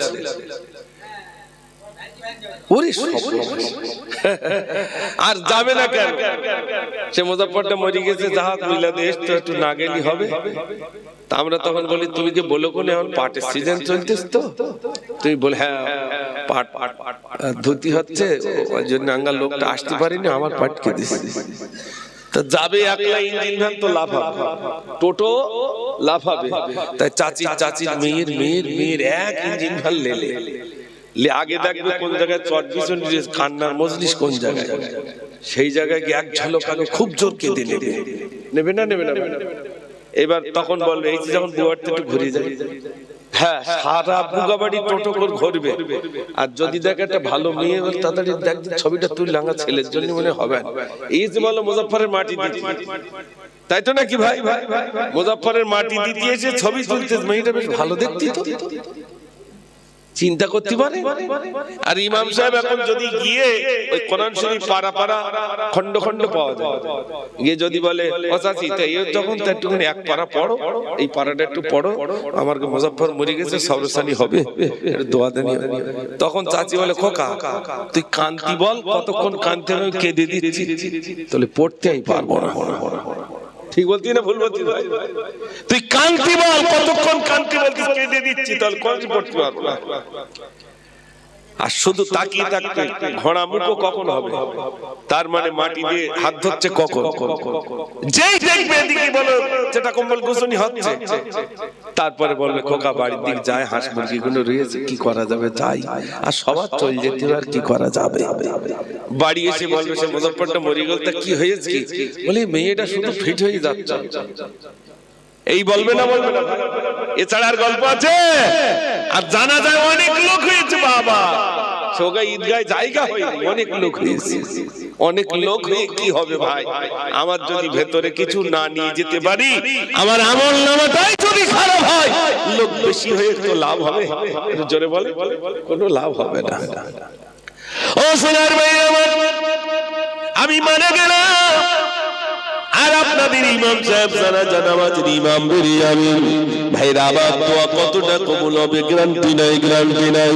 কিন্তু যদি আমার ছেলেটা দুটো হাত তুলে আল্লাহর কাছে দোয়া চাই, রব্বির হামহুমা কামা রব্বায়ানি সগীরা, চোখের পানি ফেলবে, ছেলে কাঁদবে, আব্বার জন্য। ও সোনার ভাইরা আমার, ওই আব্বা জান যখন ভাইরা আমার কবরে যাবে, সন্তান দোয়া চাইবে, সন্তানের দোয়া চোখের পানি নাকের ডগা ওই সন্তানের দোয়াটা কবুল হয়ে যায়, সন্তানের দোয়া কবুল হয়। আমরা এরকম একটা ছেলে তৈরি করে যাই ভাই, জমি জায়গা সব কিছু রেখে যাচ্ছি, আমার ছেলে স্কুলে যাচ্ছে তো অসুবিধা কি, আমার ছেলে কলেজে পড়ছে, মাস্টার হয়েছে তো অসুবিধা কি, তাই বলে দোয়া করতে পারবে না, তাই বলে দোয়া চাইতে পারবে না, তাই বলে মসজিদে আসতে পারবে না। আমার ছেলেটা প্যান্ট পরছে তো কি আছে, চুলটা ভিন্ন স্টাইল করেছে তো কি আছে, অন্তত ওই ছেলেটা মসজিদে আসুক, নামাজ পড়ুক, নামাজের সঙ্গে মসজিদের সঙ্গে সম্পর্ক রাখলেই ওর ভিতরে পরিবর্তন আসবে। একটু জোরে বলুন না সুবহানাল্লাহ। ঠিক কি না ভাই? মসজিদের সঙ্গে সম্পর্ক নাই, এমনি তো নষ্ট হয়ে যাবে। এই জন্য পৃথিবীতে যতদিন থাকবো সম্পর্ক কার সঙ্গে করবো ভাই? একটু জোরে বলে। মসজিদের সঙ্গে। আমি একটা গজলের ভিতর লিখেছিলাম, আল্লাহ তোমায় আমি ভুলেছি, ভুলেছি তোমার ঘর, জানি আমি মরিলে আসবে সজন, সবাই সেদিন হবে পার। আল্লাহ তোমায় আমি ভুলেছি, ভুলেছি তোমার ঘর, দুনিয়ার মায়া জাল করেছে বাঁধন, বেঁধেছে শয়তানি জাল, খুলবে কবে বাঁধন আমার, এসে গেল মৌতির কাল। আল্লাহ আল্লাহ আল্লাহ আল্লাহ, দুনিয়ার মায়া জাল করেছে বাঁধন, বেঁধেছে শয়তানি জাল, খুলবে কবে বাঁধন আমার, এসে গেল মৌতির কাল। ভুল পথে কেন আমি হেঁটেছি, বিপদের মুখে আমি পড়েছি, জানি আমি মরিলে আসবে সজন, সবাই সেদিন হবে পার। আল্লাহ তোমায় আমি ভুলেছি, ভুলেছি তোমার ঘর, তওবা করিলে হবে কি ক্ষমা, গুনাহে ডুবেছে জীবন, তুমি যদি ক্ষমা নাহি করো, বেঁচে থাকা বিতা হবে আমার জীবন।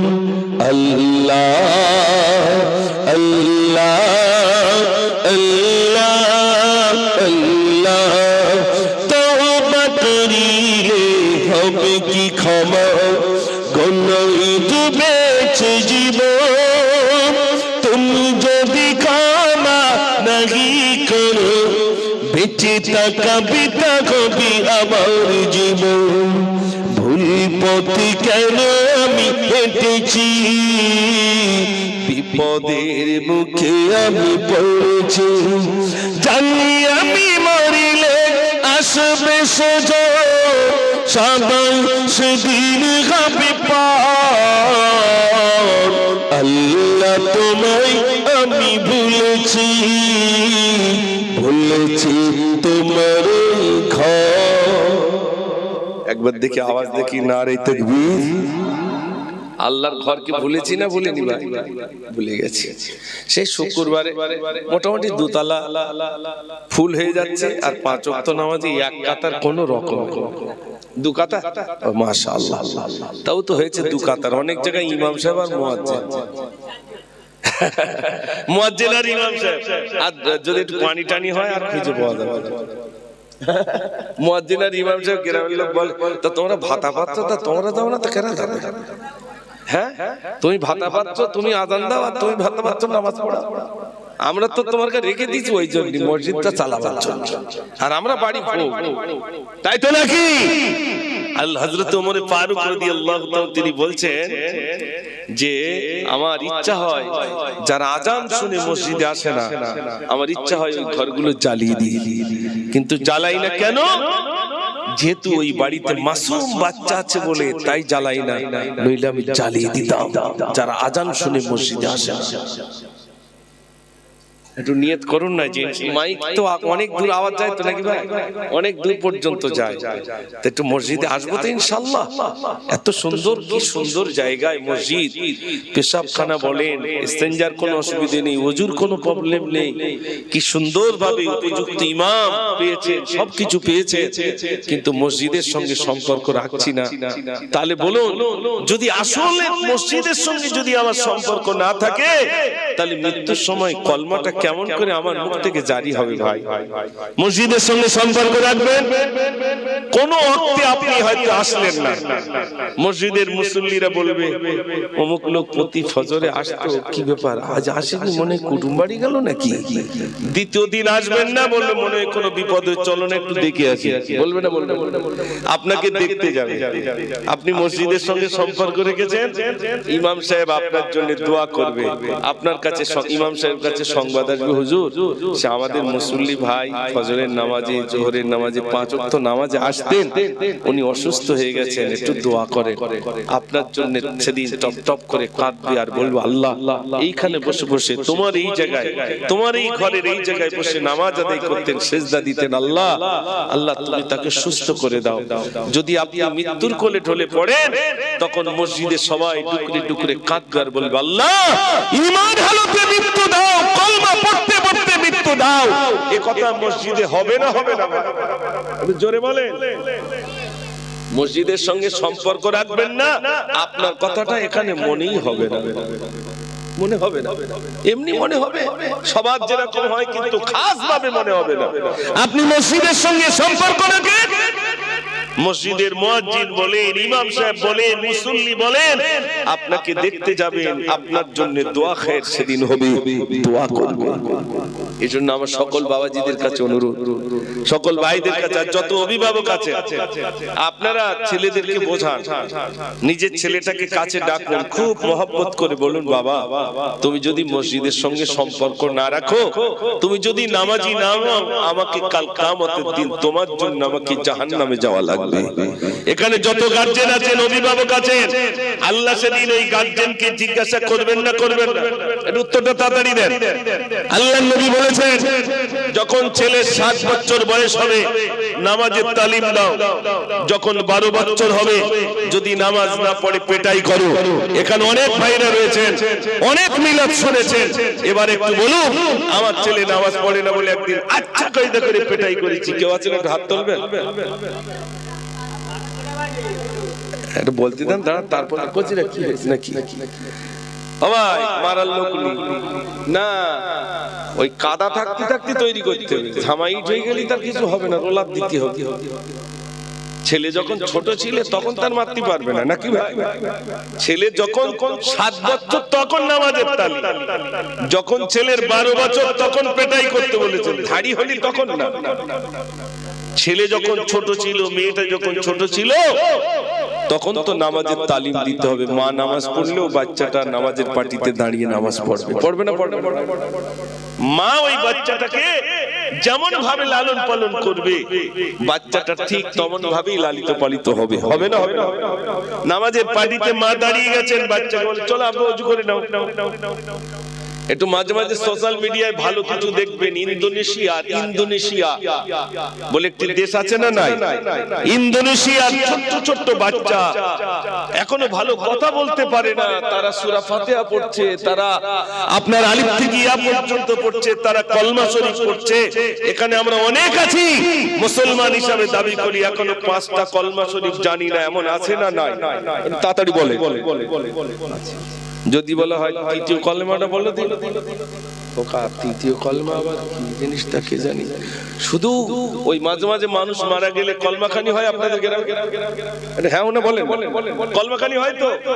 কলমাখানি হয়, তাও সকালবেলা আসে না, ঠিক খাওয়ার সময় আসে।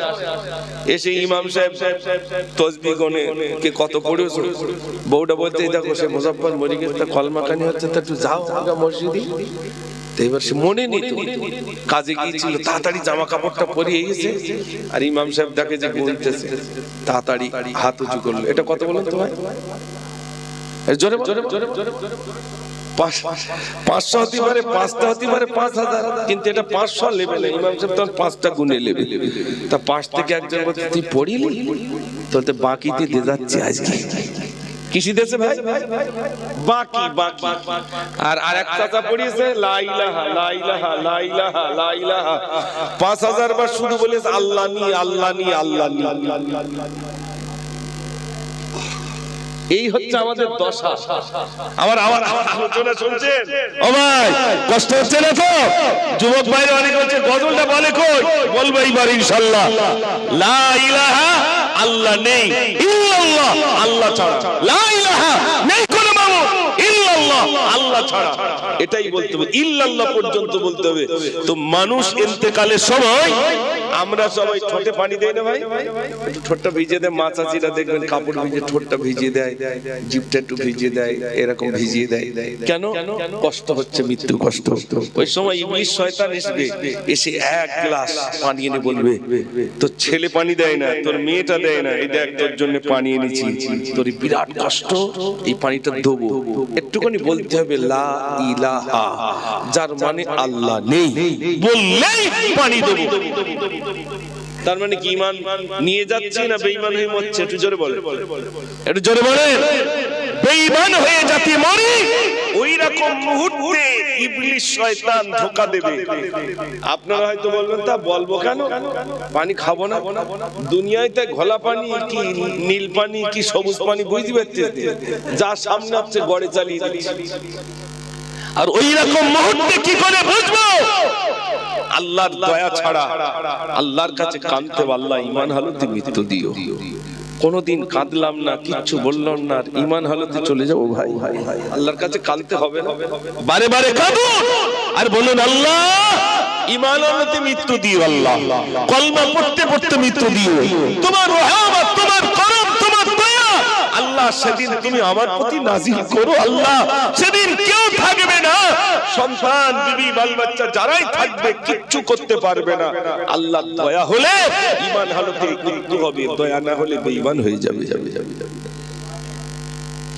আমার সোনার ভাইরা, সংক্ষেপ করব, আমি পরিশেষে দুটি গজল বলি, ইনশাআল্লাহ দোয়া হবে। একবার দরুদ শরীফ পড়ুন। আল্লাহুম্মা সাল্লি আলা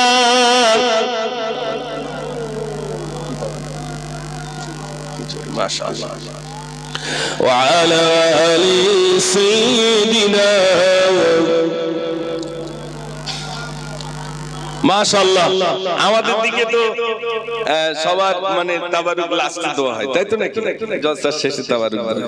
আমার অন্যান্য দিকে সিস্টেম আবার 8টাতে খাওয়া চালু, 8টা রাত 8টাতে খাওয়া চালু হবে, আর ওই রাত 1টা 2টো পর্যন্ত খাওয়া চলবে। এদিকে খাওয়াও চলছে, এদিকে মেহফিলে লোক বসে রয়েছে। ওই রকম জলসা হচ্ছে, ভেতরে কিছু অনেকে ঢুকছে, অনেকে ঢোকে না, কেউ বালিশ চাওয়ার চিন্তা ভাবনা করতেছে, এইরকম হয়। কিন্তু আমাদের দিকে এখন যদি আপনি খেয়ে নেন, তাহলে আপনার একটা অলসতা ভাব আসবে না? আসবে না ভাই? এটা ঘুম আসবে। উত্তর 24 পরগনা আলহামদুলিল্লাহ আমাদের দিকে রাত 2টো 3টে পর্যন্ত জলসা হয় না। আমাদের দিকে 12টা থেকে খুব জোর 12:30টার ভিতর ইতি হয়ে যায়। কেন? উত্তর 24 পরগনার অধিকাংশ আলেম সচেতন, তারা জানেন যে সারা রাত মিলাদ দিয়ে ফজরের নামাজ কাজা হবে, দেনেওয়ালাও মার খাবে, বলনেওয়ালাও মার খাবে, শোননেওয়ালাও খাবে, তাই তো নাকি ভাই? আল্লাহর জন্য আমাদের সুমতি দান করেন, সবাই বলুন আমিন। তাই পরিশেষে দুটি গজল আপনাদের কাছে শোনাবো। যুবক ভাইরা যদি আপনারা শুনতে চান, বাচ্চারা তো শুনেছে আলহামদুলিল্লাহ, একবার তাকবীর জোরে দেন দেখি, নারে তাকবীর। না আওয়াজে দক্ষিণ সিমলা, পশ্চিম সিমলার মানুষ আলহামদুলিল্লাহ এরকম আওয়াজ একটু সবাই মিলে জোরে দেন, নারে তাকবীর। মাশাআল্লাহ। আমি গজল বলার আগে একটু আসুন সবাই মিলে জড়তা থেকে দূর করে নি, আর বাংলা থেকে একটু মদিনাতুল মুনাওয়ারা একটু সালাম পৌঁছে দিই। একটু সবাই একটু আগে আসেন তো দেখি। ইয়া নবী সালাম,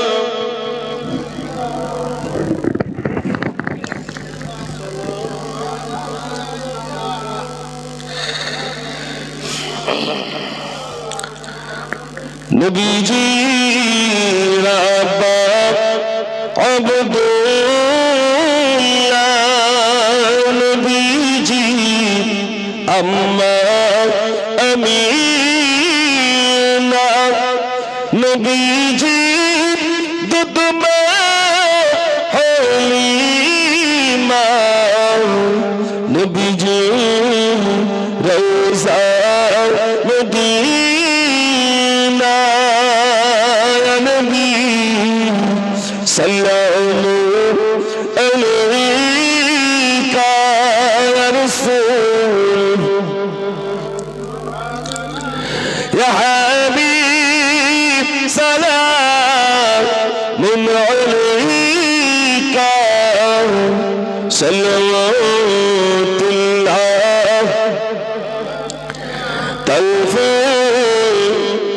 দুষ্ট ছেলেরা নূর নবীকে পাগল বলিয়া মরিল পাত চড়িয়া উঠিল আরশ কাঁপিয়া নবী সাল্লামু ইয়া রাসূল সাল্লামু আলাইকা ইয়া হাবিব সালামুন আলাইকা সালাওয়াতুল্লাহ সকলে বসে বসুন ইয়া রাব্বি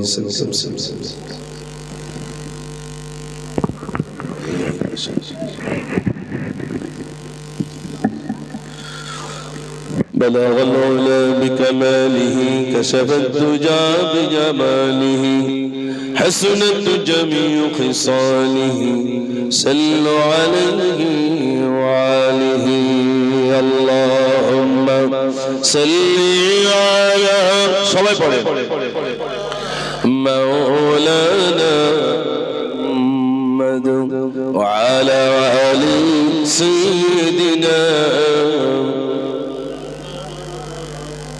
মাশাআল্লাহ খুব ভালো লাগছে। আমি এই পশ্চিম সিমলা অনেক যুবকরা আছেন, এখানে পশ্চিম সিমলার যুবক কারা আছেন একটু হাত তুলবেন ভাই। পশ্চিম সিমলার যুবক কারা আছেন? একজন, 4-5 জন দেখা যাচ্ছে। মাশাআল্লাহ, ও আচ্ছা আচ্ছা, ঠিক আছে ভাই, ঠিক আছে, মাশাআল্লাহ। আমি যে কথাটা বলতে চাইছিলাম, মসজিদের সঙ্গে মানে মসজিদের সঙ্গে যে সমস্ত মহল্লার মানুষ আছে, আমরা অনেকে নামাজ পড়ি, অনেকে পড়ি না। আমরা একবার নিয়ত করব, যারা পড়ি আর পড়ি না, আমি একবার বলবো যে আমরা সবাই আজ থেকে 5 জায়গায় নামাজ পড়বো ইনশাআল্লাহ। আপনারা শুধু একটু বলবেন ইনশাআল্লাহ। আমরা সবাই আগামী থেকে ইনশাআল্লাহ 5 জায়গায় নামাজ আদায় করবো ইনশাআল্লাহ। একটু জোরে বলুন না ইনশাআল্লাহ। জি জি জি। তাহলে আজকে এই জলসা এত টাকা খরচা করে যদি মসজিদের 2 জন নামাজি এসে যান, আলহামদুলিল্লাহ। বাদশাহ সুলতান মাহমুদ, একজন বাদশাহ তার মেয়েকে বিয়ে দেবে, তো মেয়ে বিয়ে দেবেন, তো সব যুবকরা এসেছে অনেক জায়গা থেকে। বাদশার মেয়ে এসে বলছে, বাদশাহ মেয়েটা আমাকে দেবে? বাদশাহ জিজ্ঞেস করছে, নামাজ পড়ো? তো হচ্ছে না, মেয়ে হবে না। একটা যুবক বলছে, আমি যদি নামাজ পড়ি তাহলে মেয়ে দেবো।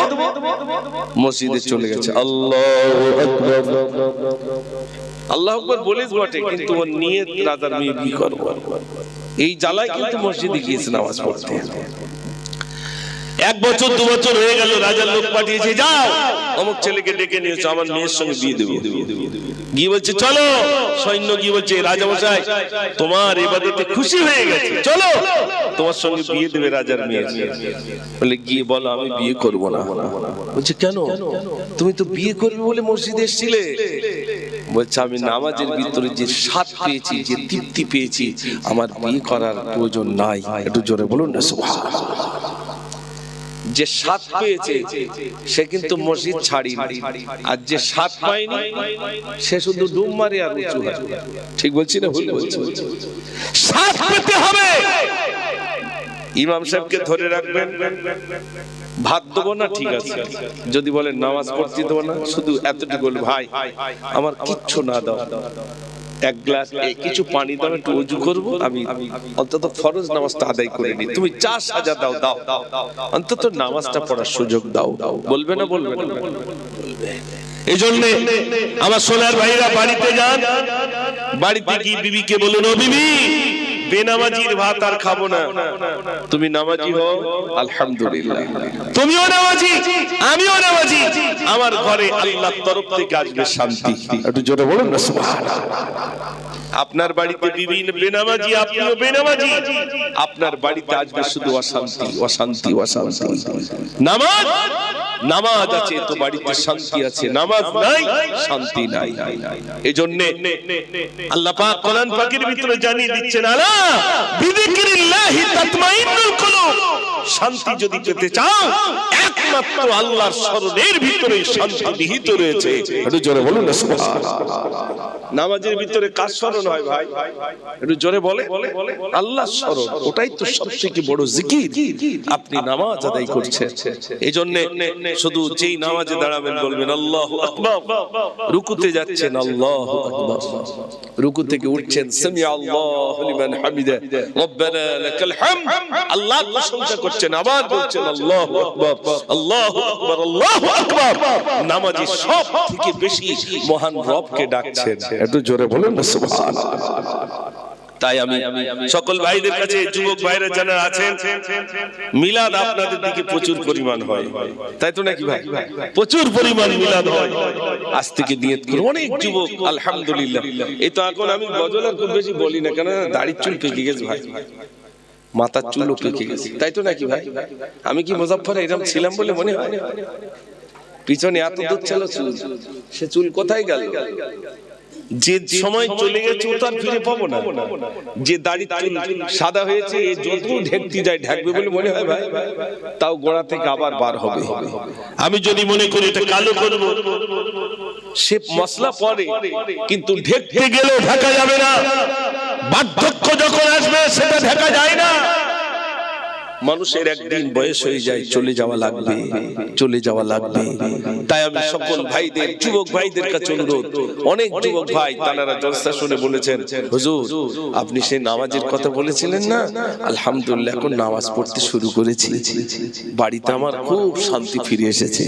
আমার সকল যুবক ভাইদের কাছে হাত জোড় করে অনুরোধ, আপনারা আমার যুবক ভাই, আমি এই ব্যবসায় করতে চাই। একটা যুবক যদি নামাজি বেড়ে যায়, আমি মুজাফফর কবরে যাব, ওই যুবক মসজিদে নামাজ পড়বে, আমি কবর শেষে সওয়াব পেতে থাকবো।